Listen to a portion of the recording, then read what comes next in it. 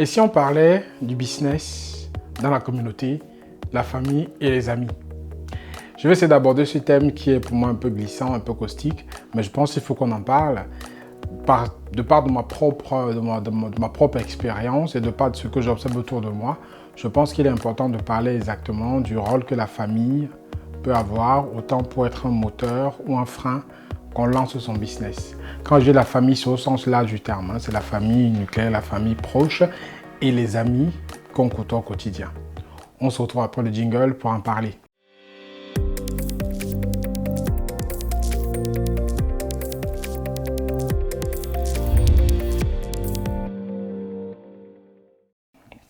Bonjour toi qui m'écoutes, je suis Franck Kenyé, nous sommes à la chaîne Devenir riche en Afrique.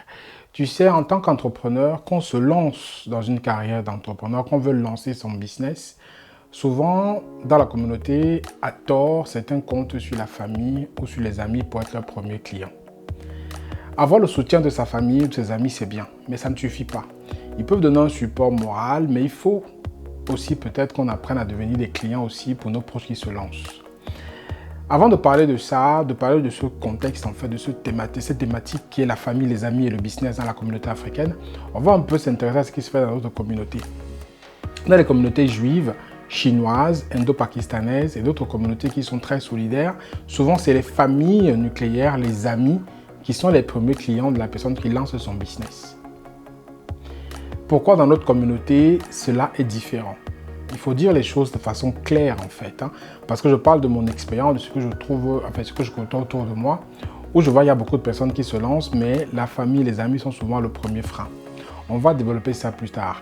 Mais avant de parler de ça en détail, si vous me découvrez pour la première fois, je vous invite à vous abonner à la chaîne, activer la cloche de notification pour ne louper aucune vidéo qu'on va publier ici. Et surtout, de télécharger les ressources gratuites que j'offre en description de la vidéo, sans oublier bien entendu les groupes Telegram qui sont très actifs, qui sont disponibles pour la diaspora et pour l'Afrique. Tous ces liens sont en description de la vidéo. Et toujours, la grande nouvelle, c'est mon livre qui se vend très bien, qui deviendra bientôt un best-seller, parce que c'est déjà presque le cas.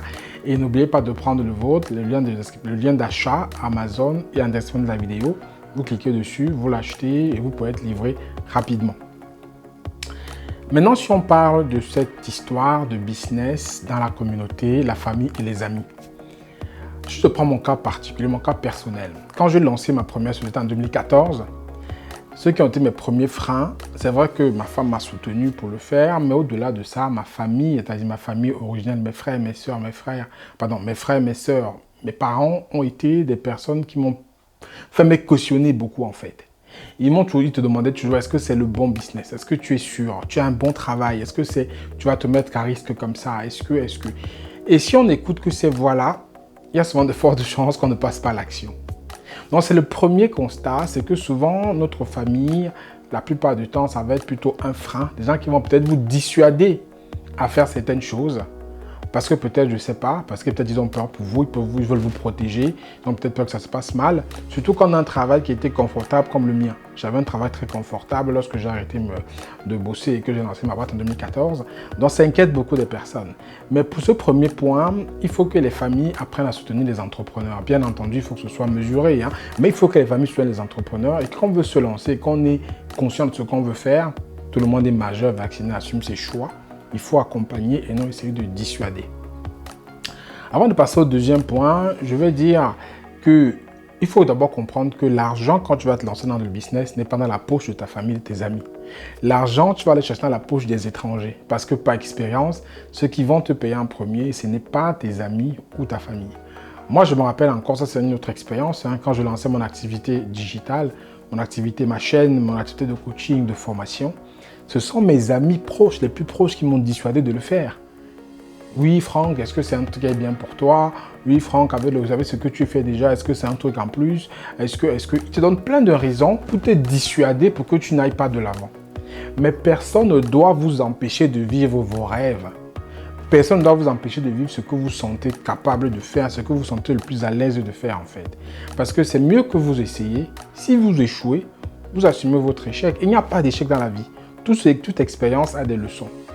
Vous essayez sans vraiment hésiter et apprenez de l'échec. Donc, il ne faut pas que les voix dissonantes essaient de vous dissuader d'y aller. Donc, moi, j'ai eu ce cas-là, mais je suis allé de l'avant. Aujourd'hui, je ne regrette pas du tout.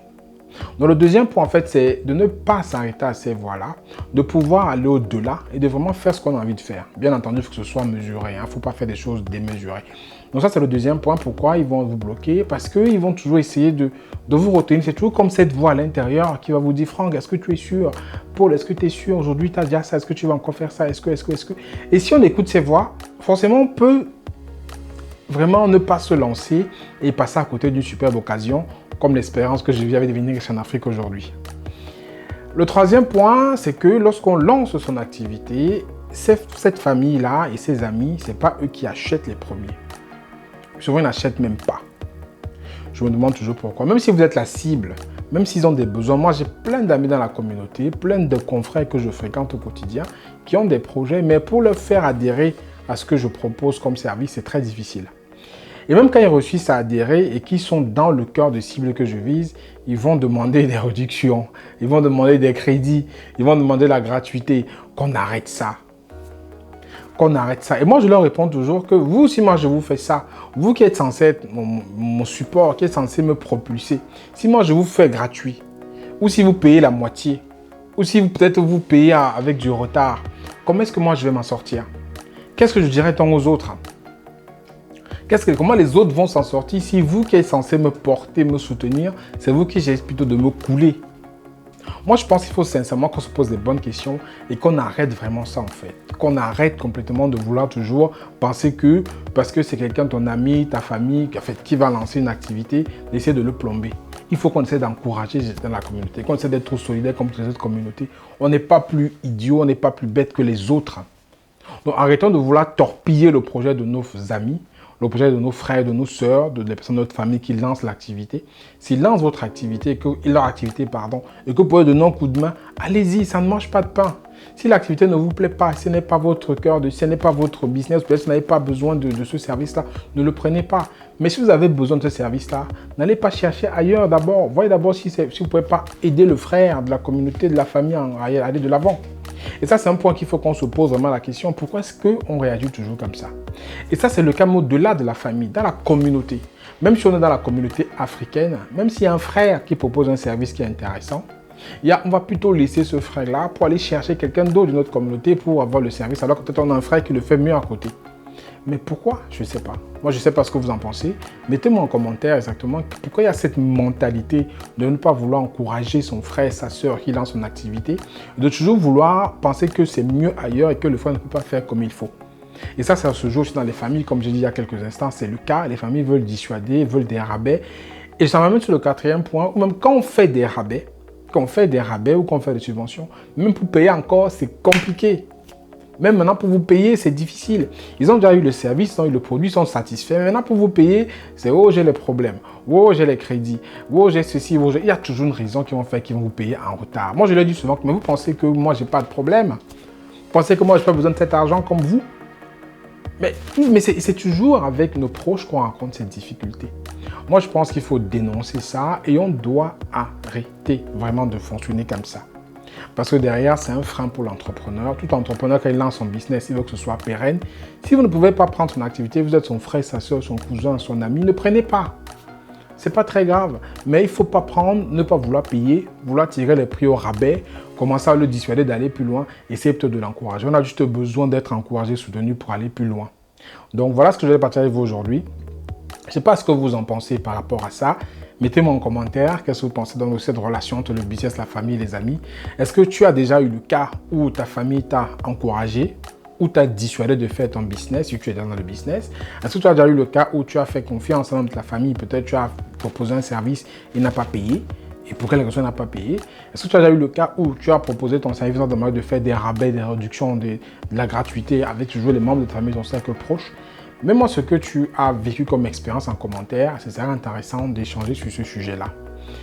Et aussi, si la vidéo t'a plu, je t'invite à partager au plus grand nombre de personnes. Et bien entendu, n'oublie pas, si ce n'est pas encore le cas, à t'abonner à la chaîne, à sur la notification. Et aussi, n'oublie pas, s'il te plaît, qu'il y a la prochaine conférence qui se prépare sur Paris au mois d'octobre, suite à la conférence qui a été un vaste succès qui s'est passé le 11 septembre. On organise une prochaine en octobre. Reste connecté à la chaîne pour pouvoir être informé et toi aussi venir bénéficier de nos services, de nos conseils pour investir avec succès au pays, sur le continent africains. C'était Franck Kenyé. On se dit à très bientôt dans une prochaine vidéo. D'ici là, prenez soin de vous. Ciao, ciao.